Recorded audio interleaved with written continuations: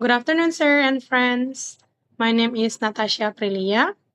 Today, I'm going to share about Chapter 9. It's about learning methodology and activities in communicative curriculum. I am from Group 4. There are Tiara Dewi, Desi Yuliana, Natasha Prilia, as me, Lintang Ayu Puspitasari, and Karina Hermawati. First, I'm going to talk about learning methodology. The term methodology has been to equalize historically with a method, as Richards 1987 11 pointed out. The goal of many language teaching is to find the right method, improvement in the quality of method, and that ultimately to develop effective language teaching method. It means that as a professional teacher or a teacher to be must be able to improve, achieve or maintain teaching quality in a language program. These terms as Anthony or in Richards and Rogers 2003 19 explained as follows. First is an approach. What is an approach? An approach is a set of correlative assumptions dealing with the nature of language teaching and learning. Language can be properly understood as a reflection of the human thought process. Thus, language learning is conditioned by how the mind observes, organizes, and stores information. An approach is a way of looking at teaching and learning. Besides, it gives rise to methods, the way of teaching something which use classroom activities or techniques to help learners learn. Second is a method. What is a method? A method is the practical realization of an approach. The, the originators of a method have arrived at decision about the types of activities, roles of teachers and learners, the kinds of materials which will be helpful, and some models of syllabus organization. Methods include various procedures and techniques as part of their standard fare. Anthony, or in Richards and Rogers, 2001, 18 until 19, stressed that method is an overall plan for the orderly presentation of language material, and no part of which contradicts, and all of which is based upon the selective approach. The next one is a technique. A technique is implementational, that which takes place in a classroom. It is a particular trick, stratagem, or contrivance used to accomplish an immediate objective. Techniques must be consistent with a method and therefore in harmony with an approach as well. The technique is the level at which classroom procedures are described. A common technique when using video or film material is called silent viewing. This is where the teacher plays the video with no sound. Silent viewing is a single activity rather than a sequence, and as such is a technique rather than a whole procedure. A procedure is an ordered sequence of techniques. Next, to extend the theoretical models and outline some basic principles of language learning need to sustain a learning content methodology or Hutchinson and Water 1987 128 until 130 as follows. First, second language learning is a developmental process. Learners can make new information comprehensible by using their existing knowledge.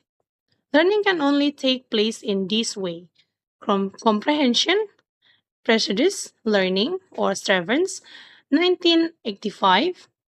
The learner's existing state of knowledge is a vital element in the success or failure of learning. So the good teacher will be able to establish and exploit what the learners have already known about. Second, language learning is an active process. It is not enough for learners just to have the necessary knowledge to make things meaningful. They must also use that knowledge. However, this term means ac- active. There are two types of activity. First, psychomotor activity is about the observable movement of speech organs or limbs by following the signal from the brain. Second, language processing activity, that is the organization of information into a meaningful network of knowledge. Third is a language learning is a decision making process. Most of the teachers made all the decision is the traditional classroom in order to avoid all possibilities of error. The teachers can make decisions without taking risks, and taking risks makes possible errors or even likely, but the process of developing and using a network of knowledge relies upon a train of learners' decisions, and for those learners must be decision makers. Fourth, language learning is not just a matter of linguistic knowledge. The most fundamental problem of a second language learning is the mismatch between the learner's conceptual or cognitive capacities and the learner's linguistic level. They develop together in mother tongue learning. However, they are grossly out of focus in the second language. The second language learner is someone who is conceptually and cognitively mature but is linguistically an infant. This is a particular problem in the language learning process where the learner's knowledge of their subject specialism is a very high level, while their linguistic knowledge is a virtually zero or nothing. Fifth, language learning is not the learner's first experience with language. Every second language learning has already had communicatively competent in one language. They do not know the specific forms, words, or possibly some concept of the target language. But they know what communication is and how it is used. Learners' knowledge of communication should be actively exploited in second language learning. For instance, by getting students to predict before reading or listening.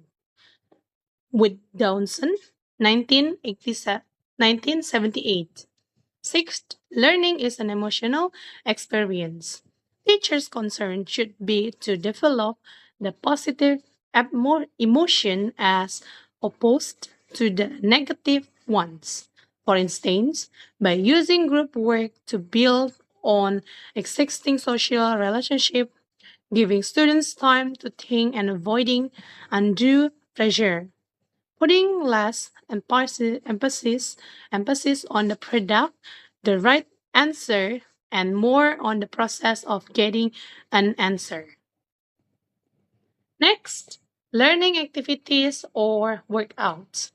Practice material has only emphasized at mechanical and analytical processes in the grammar, translation, and audiolingual period. The recent communicative period has expanded this storehouse to include more global, cognitive, and creative activities. Global activities are directed at overall language use rather than at discrete elements.